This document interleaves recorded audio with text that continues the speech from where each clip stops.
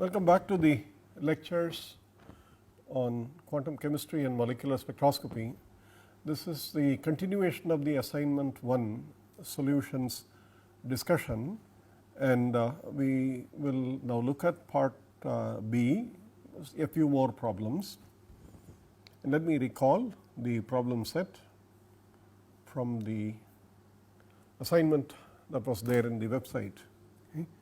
Now, problem 3, the question is to obtain the expectation value. A wave function for a particle in one dimensional box is given.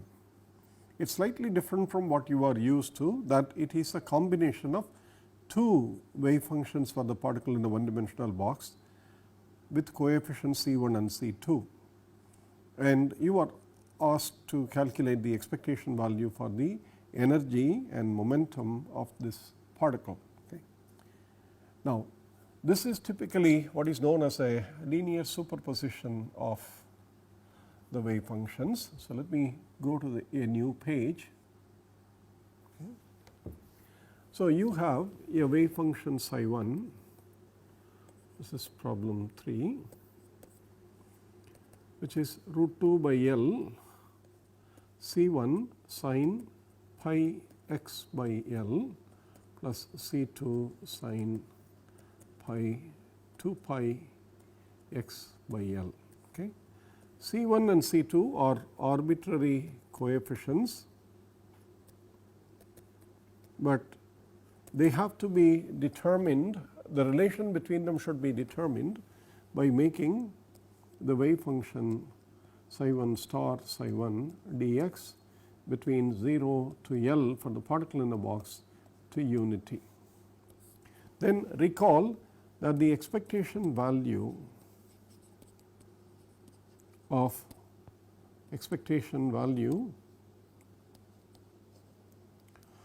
any operator A, which is written as A within the expectation value within the angular brackets, is given by the integral psi star A psi d tau divided by the integral psi star psi d tau, which is usually 1 because we have normalized the wave function to unity.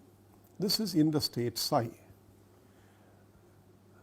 We are asked to calculate the expectation value for the energy and momentum for the state.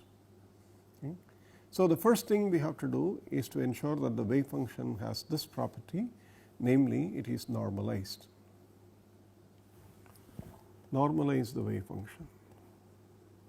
Okay. Now, you have to recall the properties of the particle in the one dimensional box. The wave function square is 2 by L integral 0 to L C1 star sin pi x by L plus C2 star sin 2 pi x by L. This is psi star, multiplying psi C1 sin pi x by L plus C2 sin 2 pi x by L dx, and which if you write in an expanded form, it is 2 by L, and you have integral 0 to L, you have C1 star C1 okay, with the integrand sin squared pi x by L dx, that is the first term, and the only other term which is important for normalization is the term 0 to L C2 star C2 sin squared 2 pi x by L dx.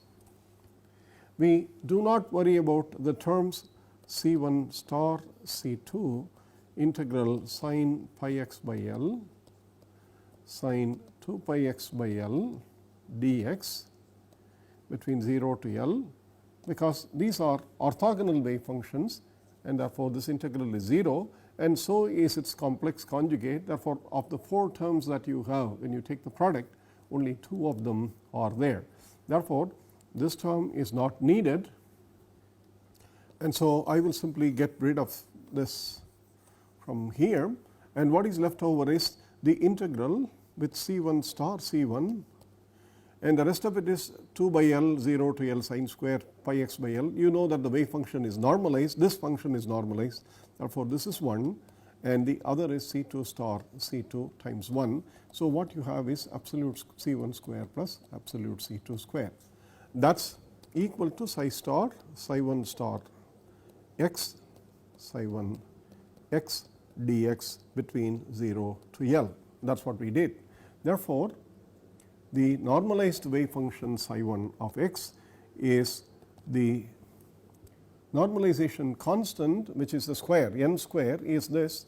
Therefore, you have to divide by 1 by square, you have to multiply by 1 by square root of n, which means that the wave function is 1 by square root of C1 square plus C2 square times you have C1 sin pi x by L plus C2 sin 2 pi x by L. This is the normalization property that you need to have first.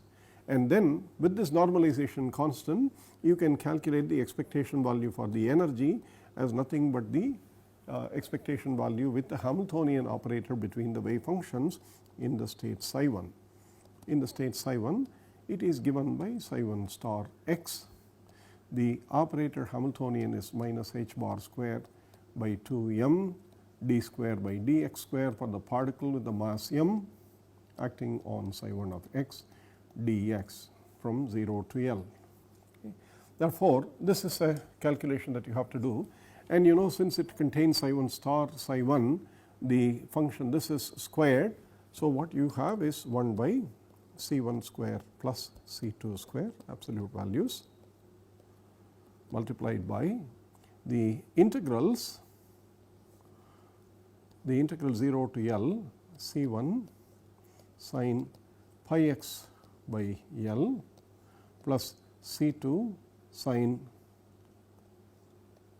2 pi x by L. This is the wave function. Okay. All of this multiplied by the operator minus h bar square 2m by 2m d square by dx square acting on the same wave function, okay, the same wave function times dx. Okay.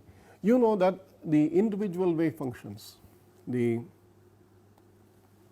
wave function sin pi x by L, okay, has an eigenvalue h square n square by 8 ml square, n is 1. The wave function 2, this one has an eigenvalue h square into n square, n is 2 here, therefore, it is 4 h square by 8 ml square. So, the operator h acting on these wave functions gives you the following, namely C1 times h square by 8 ml square times sin, that is also a 2 by L, which you have to include here. That is a normalization constant for the individual wave functions. So, the operator gives you C1 times h square by 8 ml square sin pi x by L plus 4 C2 h square by 8 ml square sin 2 pi x by L, and that is from this operator, the operator acting on the function, the linear combination that we have. Okay. So, it gives you an energy, the corresponding energy for the first wave function and the corresponding energy for the second wave function 4 h square, and it gives you sin pi x by L and sin 2 pi x by L, and the square root of 2 by L is already here in the integral. Therefore, the expectation value E is now only given by this term multiplying this term, and you know that the wave functions are orthogonal. So, only the term sin squared pi x by L and sin squared 2 pi x by L would contribute to the overall integral. The cross terms will not contribute, the other things are constants. Therefore, you can write the answer immediately as 1 by C1 square plus C2 square times C1 square. I hope I wrote the C1 square, yeah. So, C1 star, C2 star. So, you have 1 by the absolute value of C1 square into H square by 8 ml square plus the absolute value C2 square by H square by 8 ml square times 4. So, this is the energy that you need to calculate. This is the energy. This is the average value. So, what you see is that the wave function which has the component C1 multiplying root 2 by L sin pi x by L contributes to the overall average energy by the factor of its eigenvalue. The root 2 by L sin pi x has for the energy operator this eigenvalue H square by 8 ml square multiplied by the absolute square of the coefficient. The C1 is a linear combination coefficient.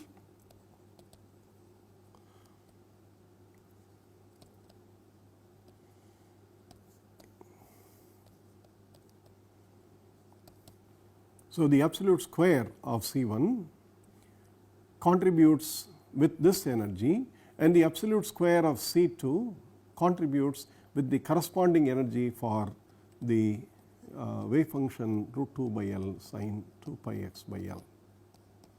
In fact, there is a general result that if psi is given as sum over n C n phi n of x, psi of x, and if the Hamiltonian has phi n's as the eigen functions with energy E n phi n of x, then the average value E can be calculated by first calculating the normalized wave function. The normalized psi n will be 1 by the sum of the absolute combination absolute square of the combination coefficient times sum over n C n phi n of x. So, this is the normalized wave function, and for this normalized wave function the average energy is contributed by the corresponding weight factors C1 square times E1 plus C2 square times E2 plus C3 square times E3 plus etc. all the way up to Cn square times En divided by sum over n the absolute square C sum over I would use the label I. Yeah, I guess I am using n here. So, so let us use that Cn square absolute. Okay. So, this is a general result. The average value for a state which is a linear combination of the eigenstates of the Hamiltonian with the eigen values En and with the linear combination coefficient Cn is given by the contribution the absolute square of Cn times En, but summed over every such state. This is a general result. Okay. In a similar way, if you have to calculate to the P, now you can see that P in the state of psi is given by psi star. The operator for P is minus IH bar d by dx psi, all are functions of x dx, and in this case of course the particle in the box is 0 to L divided by the normalization property of the wave functions, namely psi star x psi of x dx. For a normalized wave function, of course, this is equal to 1. So, all that you have to do is to calculate the P by differentiating the wave function once with the derivative and then calculating the integral with the cross products. So, if you are doing this here, you would get again 1 by C1 square plus C2 square. I am just writing the final form and leave it to you to calculate. The integral will be 0 to L, and also there is a 2 by L here. The integral will be C1 star sin pi x by L plus C2 star sin 2 pi x by L. Okay. This is psi star, and then the operator minus IH bar d by dx on the wave function C1 sin pi x by L plus C2 sin 2 pi x by L, okay, dx. Okay. So, this is the action. The action of the momentum operator on the wave function is all of this, and once you have done this, multiply with the wave function and evaluate the integral. So, you know that this will give you pi by L times cos C1 cos pi x by L, and the other will give you plus 2 pi by L C2 cos 2 pi x by L. That would be the derivative again multiplied by minus IH bar. So, this is the effect of the momentum operator on the wave functions. These are not eigenfunctions of the momentum operator, they give you something else, and therefore, then you have to calculate the momentum by evaluating the integrals sin pi x cos pi x dx, sin pi x cos 2 pi x dx, and likewise sin 2 pi x cos 2 pi x, and so on. And I think the answer should be 0. Okay. Verify that answer. So, in the next part I will continue the next problem.